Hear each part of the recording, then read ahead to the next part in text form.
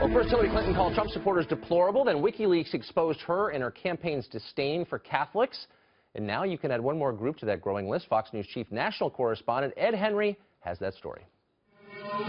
While Hillary Clinton continues to target Donald Trump for dividing the country, I take no satisfaction in seeing what Trump does.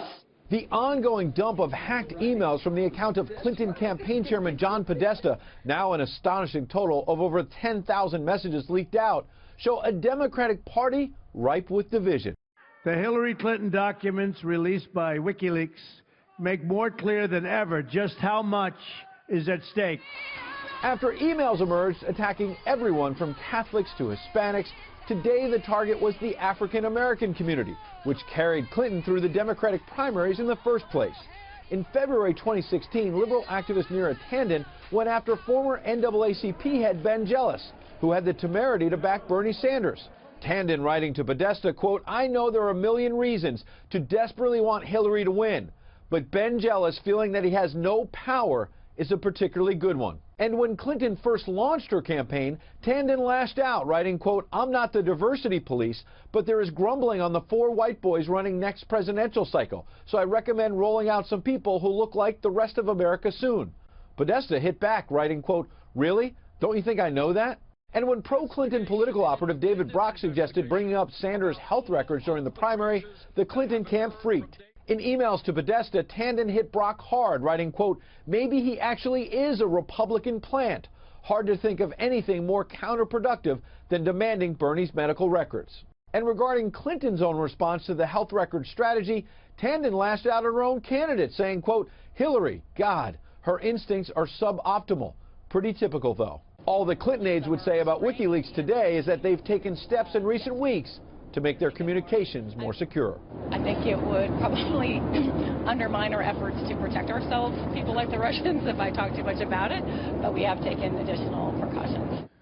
They probably wish they had made some of those communications a little secure a little bit earlier, but interesting breaking tonight, there are reports that the U.S., particularly the Central Intelligence Agency, may be preparing a cyber strike in retaliation against Russia. We've heard already the Obama administration believes that Russia is behind these attacks. As you heard there from Jennifer Palmieri, they may even, NBC is reporting, go after the private bank accounts of some in the Kremlin leadership, to give you an idea of the stakes involved here, Tucker. Yeah, just to kind of prove the point. But of course, we don't know that Russia's behind them, so far as I can tell. Exactly. So what is the explanation for these emails? I know that Podesta and Jen Palmieri had been saying, you know, these are not real. The suggestion being some of them are forgeries. Are they continuing to claim that? No, you know, what's interesting instead is that they have actually not challenged the accuracy of a lot of these emails. They have said that some of them may be hoaxes, but have done two things, I think. Number one, they've decided not to challenge the accuracy because a lot, if not all of them, are true. But secondly, they've made a political decision, which is they don't want to get mired in answering every one of these 10,000 emails that have come out already, because it'll take them off message. Something the Trump campaign hasn't quite learned, because they've been hit by all kinds of things, as you can see, and you've been reporting on, and they respond to every single one of them. Yeah. And they have had trouble getting their message out. The Clinton campaign, on that point, has been a little more disciplined. Yeah, you'd think reporters might push the issue a little bit, but no. Ed Henry, ladies and gentlemen, thanks a lot. Thanks, buddy. One other email exchange released in that WikiLeaks dump shows that President Obama knew about Hillary Clinton's private email server, and top Clinton aides may have tried to ignore a congressional subpoena. On March 3rd of 2015, the House Benghazi Committee told Hillary Clinton to hand over all her emails. And yet one day later, we now know, on March 4th, 2015, Clinton's lawyer, Cheryl Mills, sent this email to her campaign chairman, John Podesta, quote, "Think we should hold emails to and from POTUS," that would be the president. "That's the heart of his executive privilege. We could get them to ask for that. They may not care, but I think they will." Our nightly political panel is joining us now from the Wall Street Journal, Glenn Hall, and the Washington Post's Philip Bump. It's great to see you both, gentlemen. To you, Mr. Bump. This does kind of answer one question, which was, did the president lie when he said he didn't know Hillary Clinton was using private email? Now it's pretty well confirmed that he received a number of them from her, so isn't that a flat-out lie? Well, yeah, I mean, it's you know, there are a lot of instances in which President Obama was asked about whether or not he knew about Hillary Clinton's email server. I'm not sure what the timeline is. I can't answer that concretely, and you know, there's a lot that goes into it. But yes, this certainly does show that President Obama and Hillary Clinton had communication on this private email server. I think that, this is something that we've actually seen before. In January, this is something that the State Department actually came out and said, there are these emails in this batch which we are withholding because of executive privilege. So we knew that this was the case.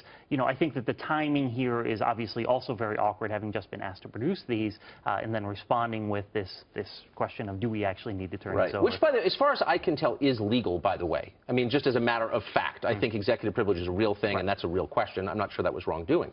But I do think it's meaningful that the president lied about his knowledge of her private email, because we now know it's illegal, and I think the FBI director made that pretty clear. She shouldn't have been doing this, and it potentially was a risk to national security. So why doesn't someone press the president or his office on this? Like, you told us this, turned out to be untrue. Account for yourself. Yeah, I think that is the next step that has to happen, right? We've got the new batch of emails from WikiLeaks. We see this information, and now we need to be following up and discovering just who knew what and when. There are some distinctions between knowing you were getting email from a private email account versus a private server. I don't know what the defenses may be. If she's conducting official business on a private email account, that's kind of the nub of the question, right? And he was asked that, and I had no idea. But he did. Yeah, I think he's got some answering to do. Yeah. Mostly right now what he's doing is, campaigning on behalf of Clinton. And I think what you also see in these emails was a sympathy from the Obama administration towards helping Hillary Clinton avoid getting mired in this scandal, which hasn't happened, but they tried. But to answer questions, you have to be asked them. And I guess this goes to a larger question. Why is this so profoundly uninteresting to America's press corps? I mean, I've spent the last 5 days reading these emails, and, you could say maybe they should have been leaked and feel bad for Podesta, as I do, actually, that his private emails were leaked. But there's no denying that they're chock full of relevant, interesting information, and I just don't see it on the front page of any newspaper that I read, including, no offense, yours. Why is that? Well, I mean, I think that there are so many things to ask the president, right? I totally get your point. I 100% understand your point. I think that any journalist who is worth his salt, if they had a chance to sit down with President Obama, has a long list of things that they would like to ask. Well, but I don't know. He has a spokesman, too, though. You don't actually need a private audience with the president in order to pose these questions. You said to the White House press secretary, like, what about, huh? Right. Yes. I mean, the point I was going to make is that you also have a limited availability. You have a limited amount of time, and there's a lot going in the world. I honestly don't think that on the scale of things that are going on in the world, an email Cheryl Mills sent to John Podesta in 2015 rises to the level of something that I would bump to the top of my list. But again, this is something that's subjective. But I'm seeing, 9 stories about Trump and, his behavior, and which I think are relevant, by the way, and I think they should be covered. I would say this. I think we'd be seeing a lot more coverage of these emails if Trump wasn't stepping into these issues that have distracted America's attention. Wait, come on. I mean, like, look.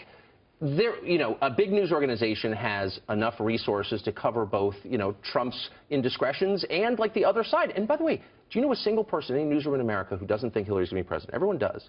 So shouldn't they be covering her more assertively? Because she might be the president, no? Right. But if I could just defend a little bit here, right? We had a front-page story this week about Obama and the indiscretions in his office that also attacked Hillary Clinton. Yes. Look, the story didn't attack Hillary Clinton, but the people we were talking to did. It's a good piece. I read it, It's a front-page piece. We've spent countless hours reading through 50,000 pages of email. We've had story on it every single day. So it's not like we're ignoring it, but it seems like the public is giving a lot more attention to the coverage of Trump's issues, which are much more salacious, perhaps. Okay. We have a segment coming up, but I don't think you guys are in. But we actually kind of break down the numbers, speaking to the public.